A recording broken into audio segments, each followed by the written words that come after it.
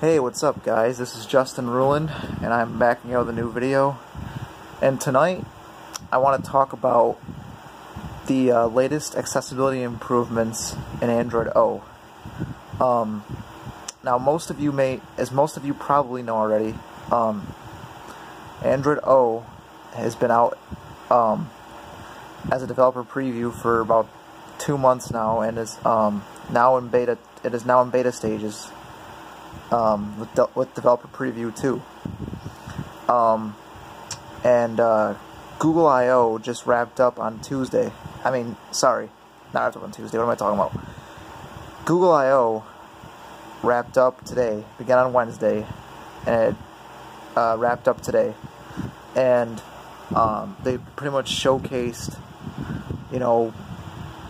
what's coming in Android O. They kind of gave us a better idea of what we can expect. And one of the topics that was discussed, which was my biggest interest as a visually impaired user of Android, was what's new in Android accessibility. Now, I did listen to the stream during Google I/O of what's new in accessibility in Android O, and I also listened to a couple audio podcasts over on inclusiveandroid.com. I'm not sure if you guys have heard of that site, but it's basically, I'd say it's almost like an Applevis for the visually impaired Android community almost. But anyway, I want to discuss some of the accessibility improvements in Android O, because I am quite impressed. I really am. I am looking forward to this so much, because there was, two of the biggest issues, like two main issues that TalkBack users face seem to have been fixed. So I want to talk about those and some other things. So the first thing I want to talk about is one of the issues that has been that us TalkBack users have been dealing with, and that is adjusting the TalkBack volume and the media volume. Now, currently, right now, and as well as in previous versions of Android, you could not adjust the TalkBack volume without adjusting the media volume. And that was kind of a problem, because what if you wanted to,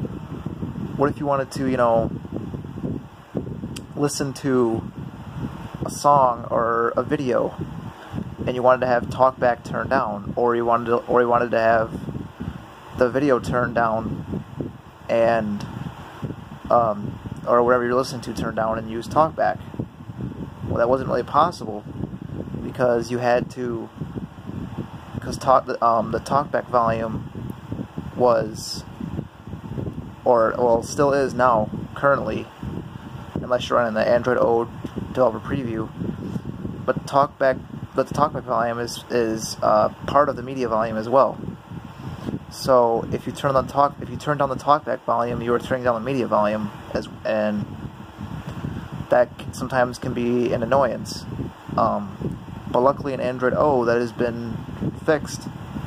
So the way you would turn on the media volume is, on Android O, you would just press the volume buttons, up and down, whatever. But but in order to turn down TalkBack volume, you hold one finger on the face of the phone, and you press volume up or down. Now, that also works in previous version of Android to turn up media volume as well with TalkBack on. But in Android O, if you do that, you will just control the TalkBack volume, which is very nice. I am very, very pleased that has been addressed. I commend Google's accessibility team for their efforts. You know, they are very dedicated people, and I commend them strongly. The next feature I want to discuss is it has something to do with auto text. It's automatic text to speech, I guess, switching. So let's say you have vocalizer voices installed on your phone, but you don't have any voices downloaded. Well, normally you'd be left without speech, and you would either need sighted assistance, or hopefully, you know, you can memorize where the text-to-speech settings are on your phone if you go to the TalkBack's local context menu or whatever. But now, what will happen is if you do not have a voice downloaded with the text-to-speech engine you are using, it will be you'll be able to use Google Text-to-Speech. It'll default to Google Text-to-Speech, so you'll still have spoken feedback, which is very nice. I'm very proud of that too. Also, with text-to-speech, they've kind of changed how you can scroll through your preferred engines. There's no longer an open text-to-speech. There's no longer an open engine settings, and I believe that they organized your engines into, I think it's like a separate folder in the settings or something like that, in the text-to-speech settings. I can't remember exactly how it was said, but they've streamlined it, and that's pretty awesome. Now I've never had hands-on experience with Android O, because my phone is unable to be enrolled in the beta program to receive Android O betas, which kind of sucks, but I know my phone will get Android O rather quickly, so I'm not too upset about that. Next is, now this is also part of accessibility. It kind of helps us who use accessibility, but they've simplified the settings app. They've really streamlined it. So no more are there like it's not really like tabs or anything. It's mostly categories now. So it's a lot easier to navigate settings. Now, I don't have a problem in Nougat navigating settings, but I'm looking forward to more streamlined settings UI. Like basically, if you want to find your About Phone, you'd go under System, and About Phone is there. If you want to go to your network settings, it'd be under Wi-Fi and Internet.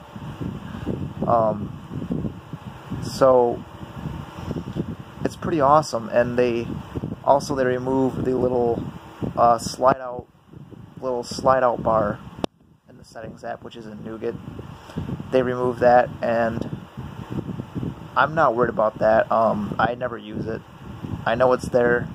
I've used it a few times, but I don't think hitting the back button is that big of a deal, honestly. And I think the reason they removed it is because I don't think many people used the little, it's like a hamburger menu, I think it is, like it's kind of slides out and it has a list of settings. Nobody really used that feature in Nougat, so they took that out. So that should help, especially like new Android users.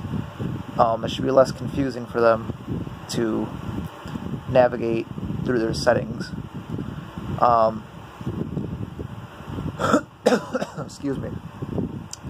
Next, they added fingerprint gestures for TalkBack. Now, I'm not sure if I will ever use these. I may, but it's pretty cool. It's pretty good for the for the people who have trouble with the angular gestures. that are in TalkBack right now. And you can still use the angular gestures in Android O, but now you also have the option to use fingerprint gestures. So that's cool. Like you can, you can assign your fingerprint scanner for, like, because the gestures you have up, down, left, right. So you can assign gestures depending on which way you swipe, what direction you swipe on your fingerprint scanner. You know, if your phone has a fingerprint scanner. If your phone doesn't have a fingerprint scanner, then obviously you probably won't have this option. But most modern smartphones these days do have fingerprint scanners, so more than likely you will have this option.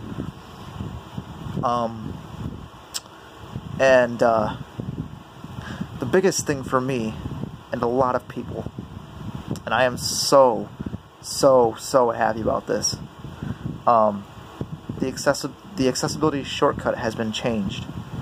No longer do you have to go into settings and enable accessibility shortcut.